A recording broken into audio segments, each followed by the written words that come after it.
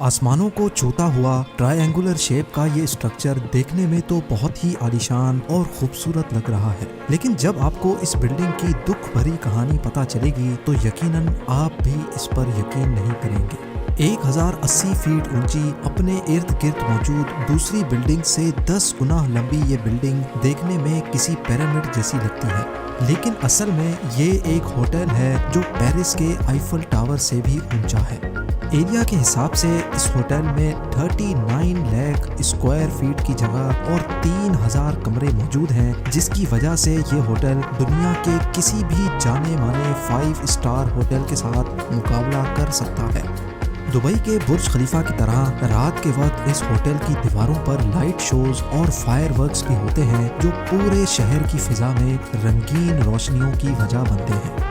पर हैरत की बात ये नहीं है कि ये होटल कितना खूबसूरत है या इसके अंदर क्या क्या लग्जरी फैसिलिटीज मौजूद हैं, बल्कि असल हैरानगी की बात तो ये है कि इस आलीशान होटल में आज तक एक भी गेस्ट दाखिल नहीं हुआ। पिछले 30 सालों से ये होटल बिल्कुल अकेला तन्हा खड़ा है, लेकिन सवाल है कि आखिर क्यों इस आलीशान होटल में आज तक एक भी गेस्ट नहीं जा पाया।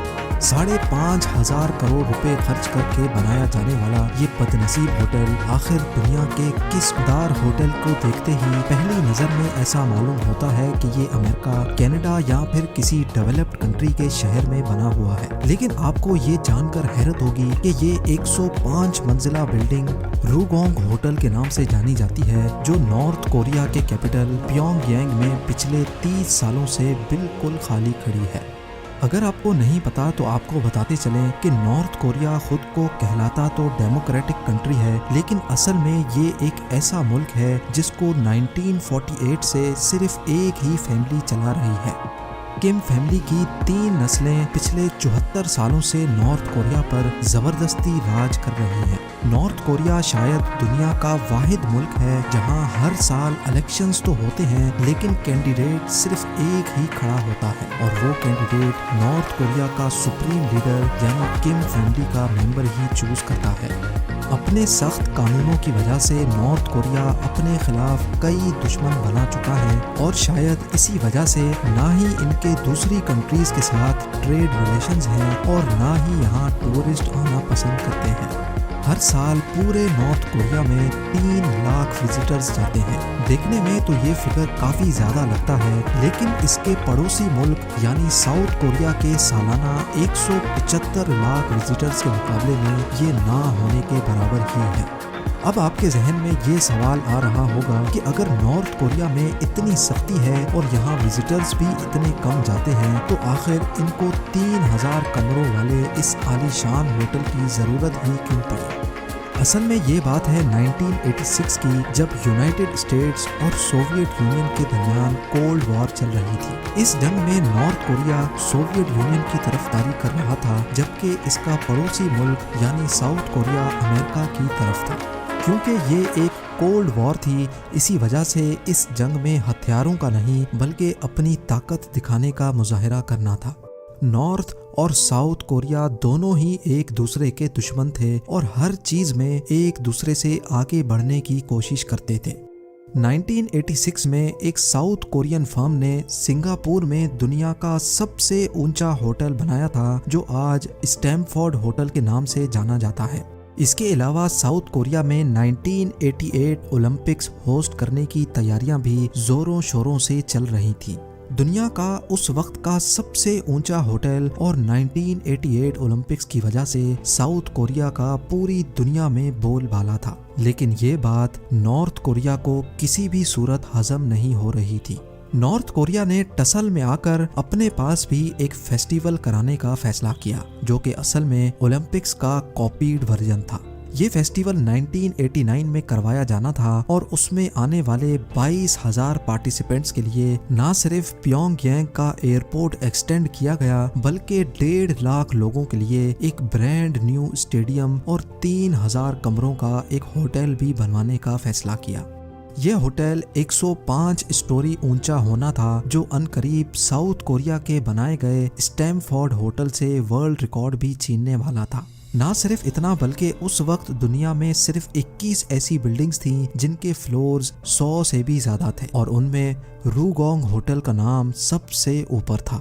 असल में आकर नॉर्थ कोरिया ने इतने बड़े बड़े हवाई फायर तो कर दिए थे, लेकिन इतना ऊंचा होटल बनाने का ख्वाब उनके गले में आ चुका था।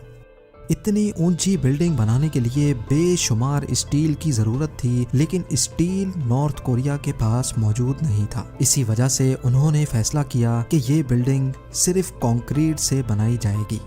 क्योंकि ये बिल्डिंग सिर्फ कंक्रीट से बनाई जानी थी, इसी वजह से इसको कोन शेप दी गई और हर साइड को 75 डिग्रीज झुका हुआ रखा। इस होटल के टॉप पर वर्ल्ड क्लास रिवॉल्विंग रेस्टोरेंट और दुनिया की सबसे ऊंची ऑब्जर्वेशन डेक बनाई जानी थी। इस होटल में जो मॉडर्न फैसिलिटीज रखने का प्लान किया गया था, अगर नॉर्थ कोरिया ये बनाने में कामयाब हो गया तो ना सिर्फ साउथ कोरिया बल्कि वो पूरी दुनिया में अपनी काबिलियत साबित कर देता। 1987 में इस होटल की कंस्ट्रक्शन तो स्टार्ट कर दी गई, लेकिन जब 1989 में वर्ल्ड फेस्टिवल हुआ तो 3000 कमरों वाला दुनिया का सबसे ऊंचा होटल कंप्लीट होने के करीब भी नहीं था। इज्जत बचाने के लिए नॉर्थ कोरिया ने ऐलान किया कि टेक्निकल मसलों की वजह से कंस्ट्रक्शन स्लो हो रही है, लेकिन नॉर्थ कोरिया ने हार ना मानी और होटल ओपनिंग की एक नई डेट अनाउंस की। अब होटल की नई ओपनिंग डेट नॉर्थ कोरिया के सुप्रीम लीडर किम इल संग की 80th बर्थडे सेलिब्रेट करने के मौके पर रखी गई और वो थी 1992 में। कंस्ट्रक्शन का काम एक बार फिर से जोरों शोरों से स्टार्ट कर दिया गया, लेकिन किस्मत किसी भी तरह से नॉर्थ कोरिया का साथ नहीं दे रही थी। नॉर्थ कोरिया जो कोल्ड वॉर में सोवियत यूनियन का साथ दे रहा था, 1991 में सोवियत यूनियन टूट गया और नॉर्थ कोरिया की इकोनॉमी बुरी तरह से क्रैश हो गई। अब ना ही इनके पास किसी की सपोर्ट बाकी बची थी और ना ही इनके पास इतने पैसे थे कि वो इस बिल्डिंग की कंस्ट्रक्शन कंटिन्यू रख सके। लिहाजा स्ट्रक्चर को अधूरा ही छोड़ना पड़ गया और होटल की लॉन्च का ख्वाब जो नॉर्थ कोरिया ने देखा था, एक बार फिर से बीच में ही लटक गया। होटल की लॉन्च का जो वादा किया गया था वो अब दूसरी बार भी टूट गया था और दुनिया भर में नॉर्थ कोरिया का मजाक बनाया जाने लगा। अगले 16 सालों तक ये स्ट्रक्चर ऐसे ही खड़ा रहा, जो नॉर्थ कोरियन कैपिटल का व्यू अच्छा करने के बजाय उसको खराब कर रहा था, क्योंकि ना ही इस पर पेंट किया गया था और ना ही विंडो पैनल्स लगाए गए थे।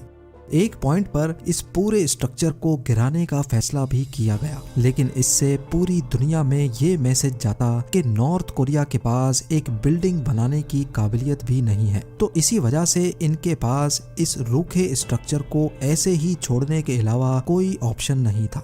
कई सालों के बाद 2008 में एक इजिप्शियन कंस्ट्रक्शन कंपनी के साथ डील की गई, जिसमें वो अपने पैसों से होटल को कंप्लीट भी करेंगे और उसको चलाएंगे भी।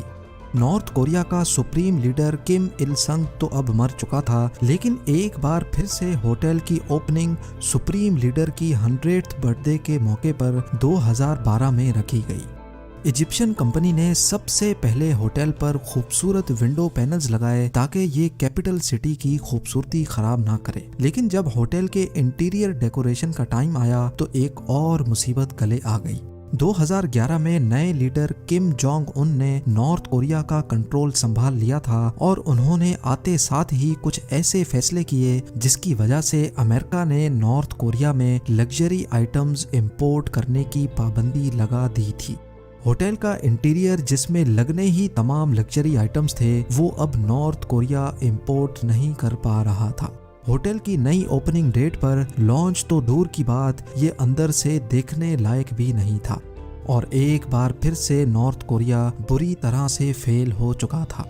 कई साल पहले जिद में आकर दुनिया का सबसे ऊंचा होटल बनाने का जो हवाई फायर नॉर्थ कोरिया ने किया था, वो अब इनके गले पड़ गया है। दुनिया का सबसे ऊंचा होटल तो दूर की बात, अब इस होटल को एक नए वर्ल्ड रिकॉर्ड से नवाजा गया है। जी हाँ, Guinness book of world record के मुताबिक ये दुनिया की सबसे बड़ी बिल्डिंग है जो बिल्कुल खाली पड़ी हुई है। आज भी इस होटल पे रात के वक्त लाइट शोज और फायरवर्क्स होते हैं, लेकिन अंदर से ये बिल्कुल वीरान भूत बंगले का मंजर पेश करती है। उम्मीद है जेम टीवी की ये वीडियो भी आप लोग भरपूर लाइक और शेयर करेंगे। आप लोगों के प्यार भरे कमेंट्स का बेहद शुक्रिया। मिलते हैं अगली शानदार वीडियो में।